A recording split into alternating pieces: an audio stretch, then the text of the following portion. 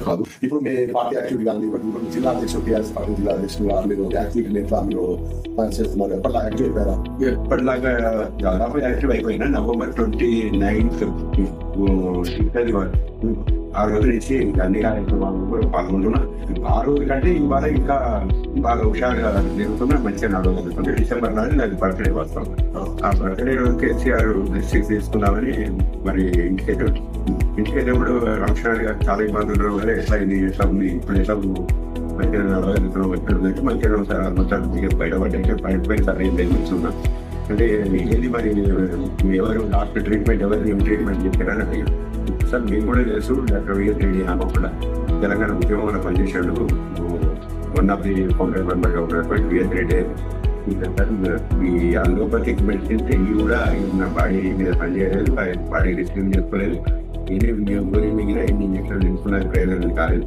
ఆఖరికి మిత్రుల ద్వారా సలహా తీసుకొని హోమియోపతి డాక్టర్ దగ్గరికి వెళ్తే ఆ విఎస్ రెడ్డి బాగా చేశాడు. అంటే నిజంగా కేసీఆర్ గారు ఆ మాటినగానే హోమియోపతిలో అంతా బాగా అంతా ఉందా అని రకంగా ఆశ్చర్య వ్యక్తం చేశాడు. హోమియోపతి మందులు కూడా ఇంత బాగా పనిచేస్తాయా అని అంటే ఆశ్చర్య వ్యక్తం చేశాడు. నేనే ప్రత్యక్ష సాక్షి. ఇప్పుడు హోమియోపతి మందులు అలోపతి కంటే హోమియో మందులు బాగా పనిచేస్తాయి అనేది నేనే ప్రత్యక్ష సాక్షి. చాలా బ్రహ్మాండంగా పనిచేసిన ఒక మాట చెప్పాలంటే ఈ హోమియోపతి మందులు డాక్టర్ విఎస్ రెడ్డి నన్ను బయటపడేశాడు. లేకపోతే ఆ రోజుల్లో అయితే నేను నిజంగా చచ్చిపోతానని అనుకున్నాను. ఆ చచ్చిపోయేది ఈ హోమియోపతి మందులు చివరిగా వాడి చచ్చిపోతామని కాకుండా అభద్రవంతో వచ్చినాయి. కానీ ఇప్పుడు మాత్రం ఆ హోమియోపతి మందుల మీద హోమియోపతి డాక్టర్ల మీద నాకు సంపూర్ణ విశ్వాసం వచ్చింది, భద్రత వచ్చింది. అభిమానులు నిజంగా మేము బాగా చేసిన ఆయన ఎవరు సార్? ఆయన డాక్టర్ కాదు, దేవుడు సార్.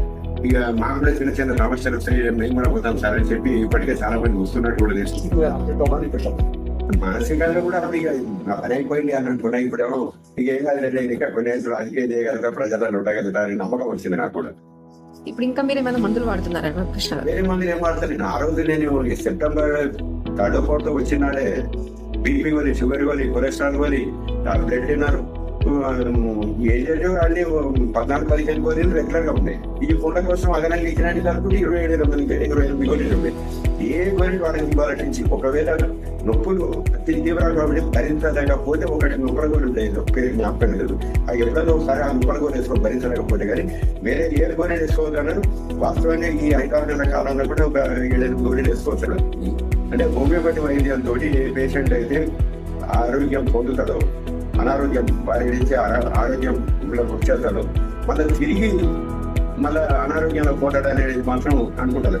మళ్ళీ పర్మనెంట్ క్యూర్ అనేది అందుకోసం చాలా సాడ్ రాకిష్ ఫేస్ ఉండేది.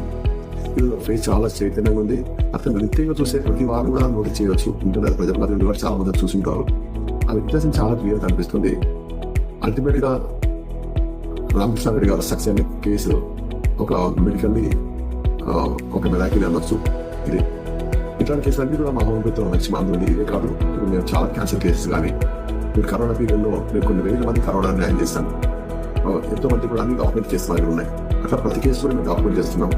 మేము న్యాచురల్ బేబీస్ కూడా మేము సంతానం లేదు వాళ్ళ సంతానం కోసం ప్రయత్నం చేస్తూ పక్కన ప్రెగ్నెన్సీలో డీల్ చేస్తూ న్యాచురల్ బేబీస్ కూడా అంటే ఎలాంటి వ్యాక్సిన్ లేకుండా ఎలాంటి కెమికల్స్ లేకుండా న్యాచురల్ బేబీస్ కూడా సమాజం పరిచయిస్తున్నాను.